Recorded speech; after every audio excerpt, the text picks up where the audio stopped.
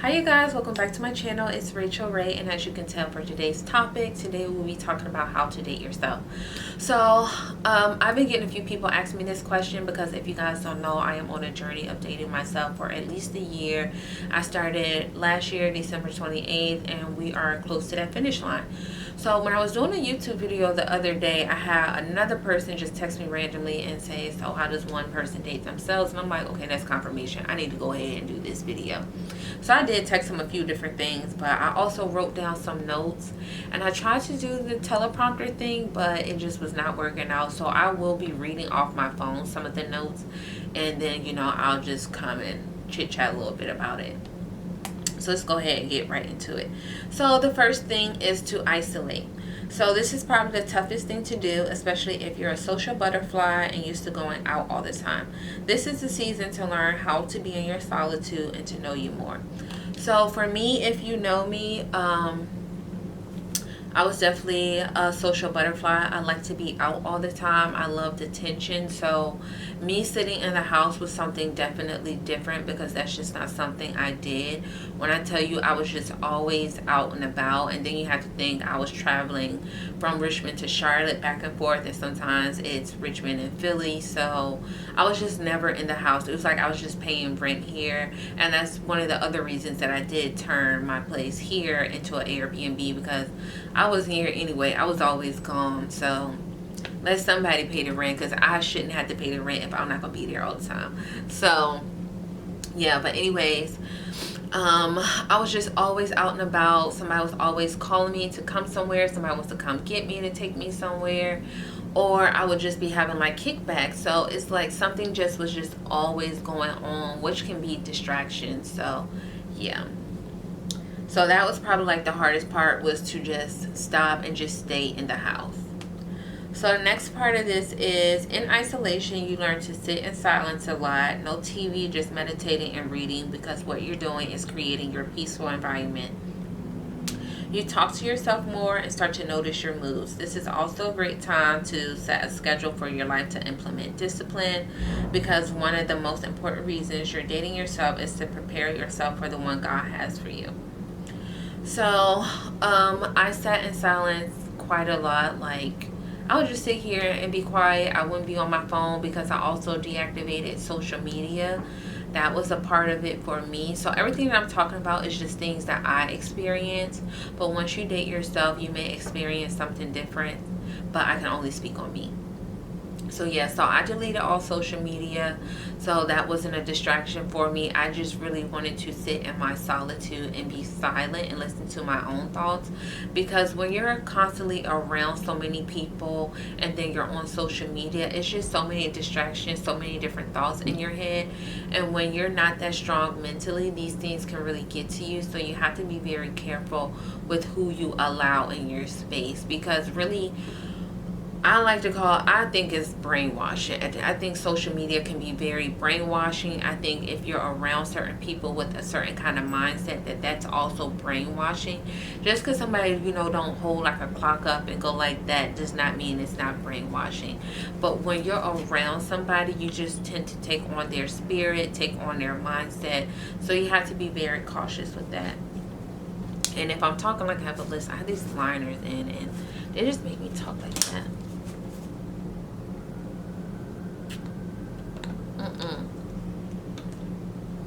No, mommy's almost done. You need to be patient and sit. Okay, let's see where we are.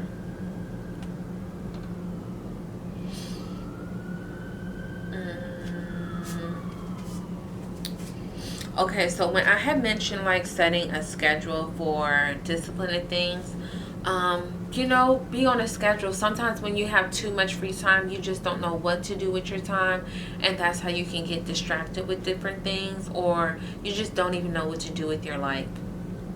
So my schedule has changed a few times. So okay, back in, I would say, September of last year, God kept giving me different dreams about me always being around distractions and pretty much just losing myself. So I ignored it for a while, to the point that I couldn't ignore it no more. Hold on, let me let him out. Yeah, so for me, what some people may call it is a spiritual awakening. So what happened was I was waking up at, is that the right way to say it? But I was waking up at 4:25 every morning. 4:25 is also my birthday.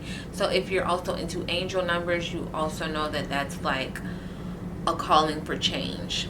From what I read, I didn't finish it, but I know that was one of them. So it got to the point where right before I started setting my alarm to just wake me up at 4:25, I would instantly wake up. I would be like, so I'll just wake up and I'm like, I bet it's 4:25. So when I pick my phone up and it's 4:25, it's like, okay, so God, you're clearly trying to talk to me, so let me do something with my time. So at 4:25, I would just start praying. That was my prayer time. And then after I pray or read my Bible, then I would do yoga or I would get ready for the gym. So that was a good way for me to have a schedule for myself, so I would look forward to doing something and I'm not relying on somebody else to come up with plans for me because I already got my own thing going on.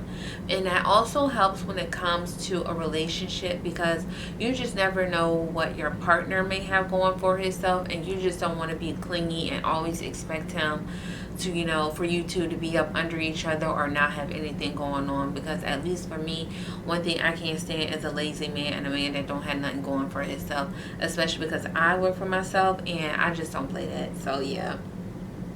Okay, so let's move right along. Okay, next. So isolation will make you feel depressed or like you're grieving, but that's because the old you is dying and you're becoming a new creature in Christ. So you guys will hear me mention Jesus and Christ and God a lot because I am a Christian, and a lot of my change had stemmed from that, just not on my own way. But I knew I needed to have a relationship with God. And so during the isolation season, I definitely felt depressed. It was just like I felt down for quite a few weeks, maybe even a month. I just felt so down. I didn't want to talk to anybody. I wasn't texting. I wasn't picking up my phone. I was really isolated in here. I would just lay down a lot. I felt like I was just always tired and wanted to sleep. And then after that phase kind of started to drift away, then it started to feel like somebody died. And I'm just like, why the heck do I feel like this? Like, I literally felt like somebody died and I could just feel it in here. Like, it just felt like my heart crumbled. But as time went on, I understood that it was just the old me dying. So I was really grieving my old ways. And baby, I must have had quite a few ways about me, because I was grieving for a good little minute. But I knew I needed to keep going with it. So as I'm telling you guys all this, I did document this in my YouTube, because when I would feel like this, I would vlog and be like, I just don't understand why I'm feeling like this and that. So I did talk about it so you can actually see the different phases of me going through the isolation. Okay, so once that phase is up, you will slowly start to unravel. So the unraveling stage is when you start to come outside more, but you're not going to places you usually go. So you're starting to experience different things, talk to different people. The whole objective of this is, when you come out of the cocoon, is to make sure that you're not the same person you were before. Now, I'll be very honest. I felt like this was definitely a learning experience for me with this part, because one time when I did go out, I hung out with somebody that I should have let go of. And when I was with that person, it was just like, why am I here? Like, I don't want to be around this person no more. He on the same old thing.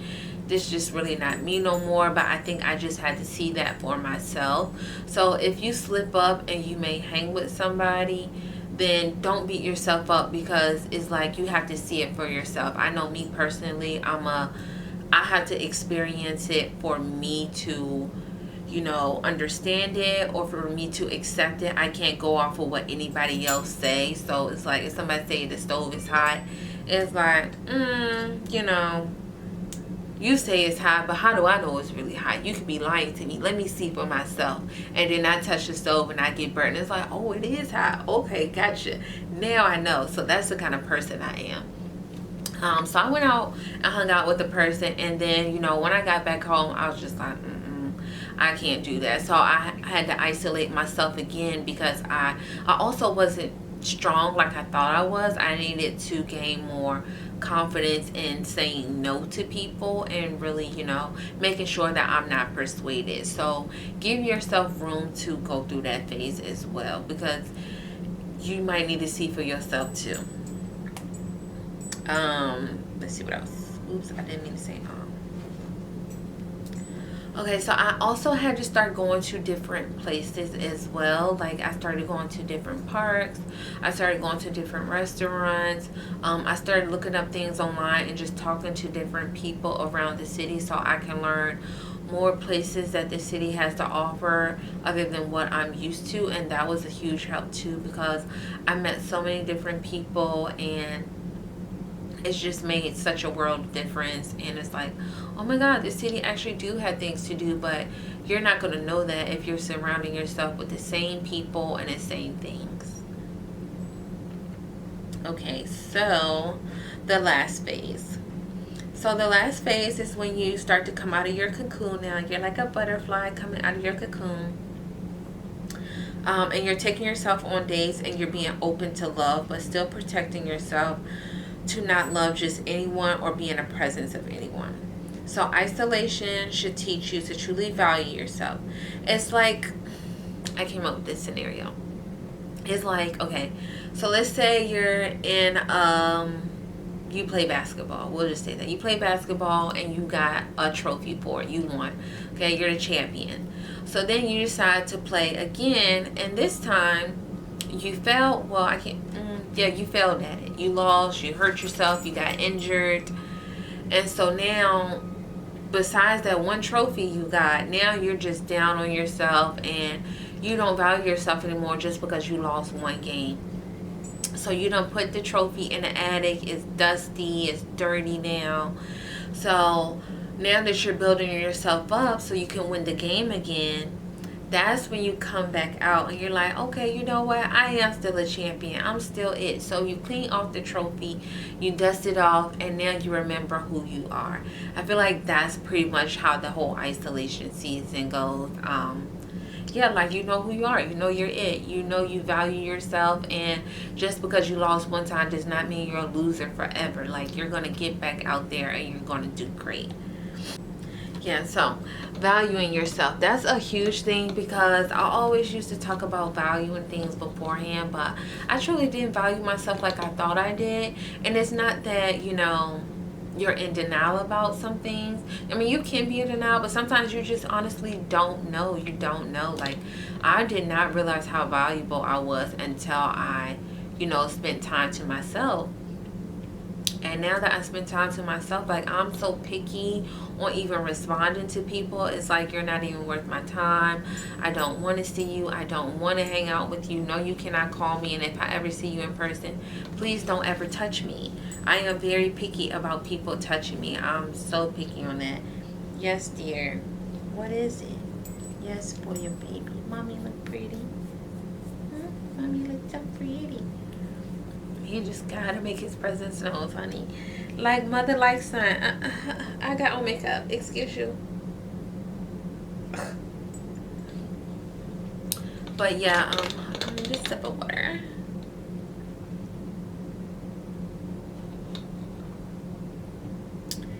Refreshing.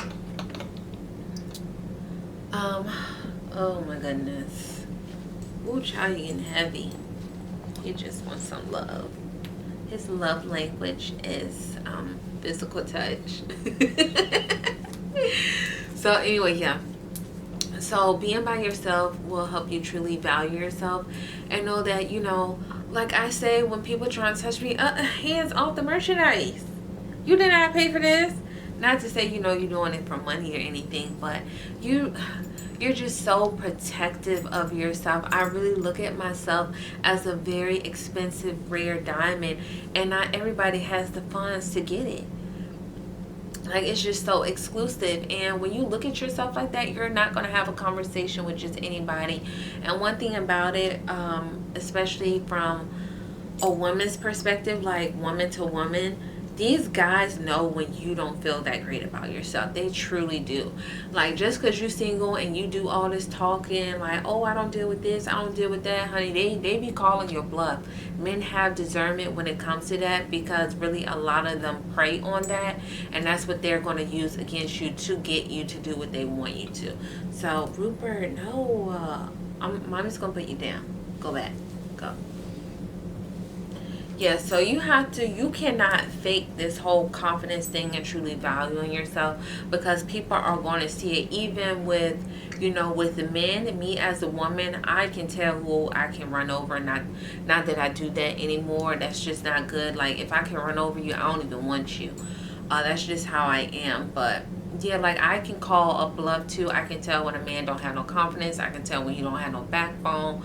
Especially if you can't even tell me no, baby, don't even waste your time with me, because you gonna have to tell me no. It sucks, but I need that.